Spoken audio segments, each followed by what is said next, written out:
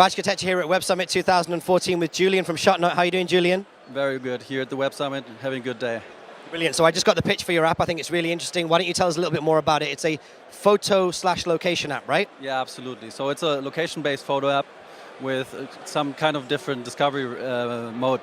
So what you do is actually you take a photo, you leave it to your friends at a certain location, let's say the current one, and you can either surprise them or you can send them a teasers up front.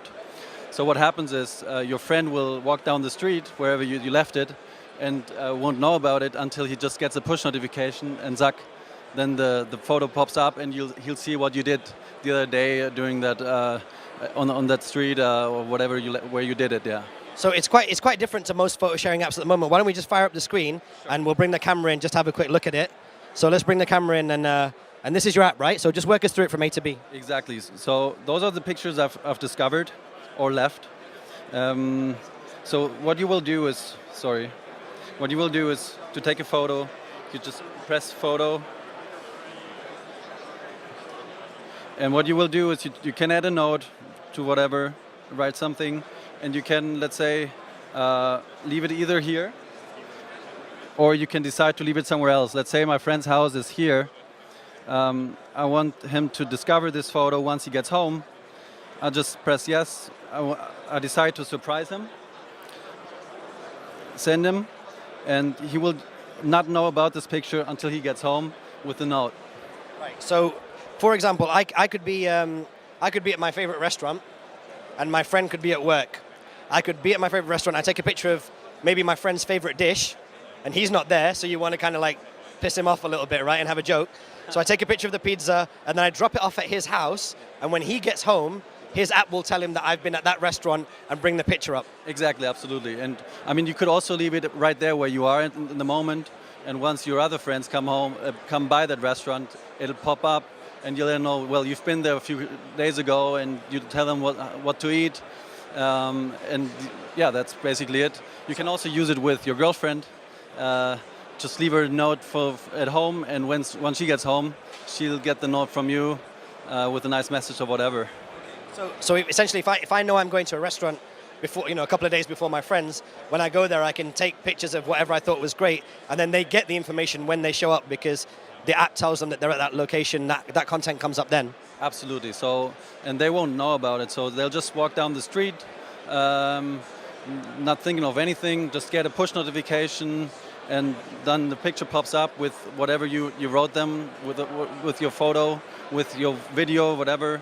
And you can just tell them what to eat or to go right, to go left, what to do, yeah. So, okay, so that's great. And the thing about a lot of startups, especially as we head into 2015, is that there's been a lot of momentum behind novel apps.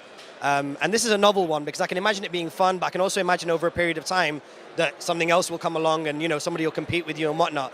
What I'm quite interested in though is the business application for this, because I like the idea of a celebrity going to, let's say, a sneaker boutique, taking pictures of certain sneakers, and then when that celebrity's fans show up to buy the sneakers, they get exclusive content or exclusive discounts. Have you already started conversations with businesses as to how this can be used as a commercial tool?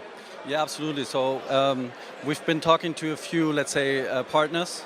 One of them, for instance, a food truck. In the US, there's a couple of food trucks which do like the breakfast meals in the morning, and they write every morning right now via Twitter where they will be on that morning. So what they can actually do is they can just use that app, send a teaser to all the users, which is just like valid for a few hours, and whoever gets there by the time will get a free lunch or a discount on this.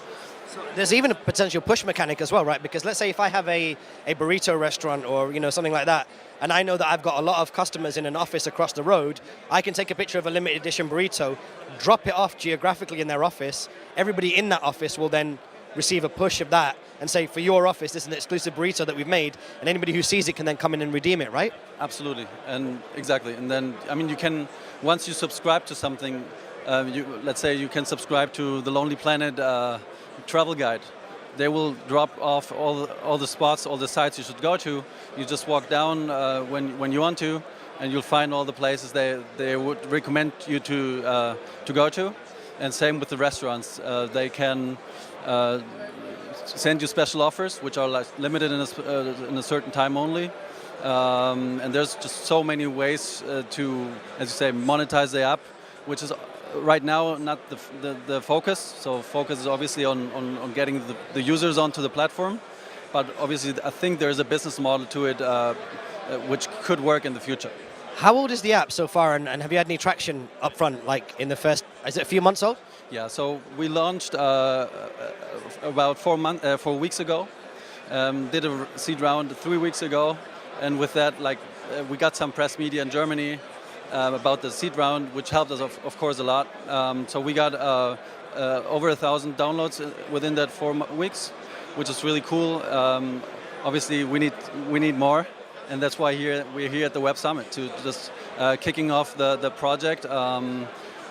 This basically the official launch is today. We've been in public beta so far. So, I mean, you must have had this. Oh, sorry, I dropped one of your forms there. You must have had this conversation internally. Images are great, and we've seen with the success of Instagram and Snapchat how quickly images can move around on the web. But what in your roadmap, are you also looking at, let's say, audio clips, or are you also looking at video clips? I mean, where does that fit in? Or is like cloud infrastructure maybe too expensive early on? No, we've tested it for video so far. So currently it's only images, as you say, but pretty soon there will be also videos that you can just leave somewhere. And once you get there, wherever your friend left it, you will see a short clip of your friend. It's probably going to be time limited.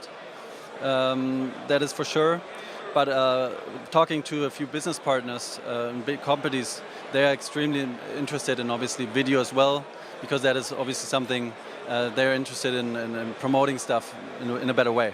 How do you feel, have you had the discussion about leaving links to content on other platforms? So for example, if I took an Instagram video here, rather than upload the content natively on your server, I have it on Instagram and then it kind of cross-promotes it that way. Is that something you've discussed, or the pros and cons of that?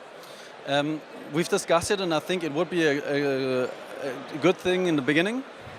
Right now, I would probably not know if they would let us. So if they have their API to just take their pictures where they have the right for, and just take them into our app, which obviously at the end we're competitors. I think in the long term, the key asset of us is obviously the pictures that have been left somewhere and that are unique to the app. So people will not leave the app either because they're afraid of losing something, of missing something a friend has left to them. So I think at the end, key asset is the pictures and the content that has been produced in the app. And that's why we've for now decided to just really close it to our base in terms of the videos at least. And how big is the team? So it's two co-founders. It's myself and my CTO Niels. We've got a server guy and a sales guy. So it's 4 of us right now. We've got 1-2 interns, and are trying to build up the team now after the seed round, since we've got some resources now. So building up now, yeah. It's really incredible to see companies that are just launched 4 weeks ago with really interesting technology like this. Is this your first year at Web Summit? Yes, it is. Yeah. How are you finding it? I mean, it's 20,000 people. You've seen it's had exponential growth from 400 to 3,000 to 10,000 when I came last year to 20,000 this year. What are your thoughts on Web Summit and the time that you've got here? So I think it's overwhelming. I mean, what those guys are doing. I mean, Paddy Rosgrove. I mean, I think he was a student 3 or 4 years ago. He's an entrepreneur himself, so he actually knows what we guys are doing, and I think that's the main reason why it's working. And having that growth, now I heard they are expanding to 2 more countries. It's a good way. It's really good. So I'm impressed, seriously. Yeah. Awesome, Julien. Well, listen, thank you for your time. I wish you all the best with this. I do genuinely think it's a really interesting app. I've seen derivatives of it before, but I've not seen it executed so well. And I think also in terms of consumer familiarity as well, particularly with pictures and now with location, that hybrid is an interesting place to be. So I wish you all the best with the company. If you want to see more videos from Web Summit 2014 and get insight into what's coming next, then make sure you hit subscribe on youtube.com/MediaTechSocial. I'm Raj Katecha. Thanks for tuning in.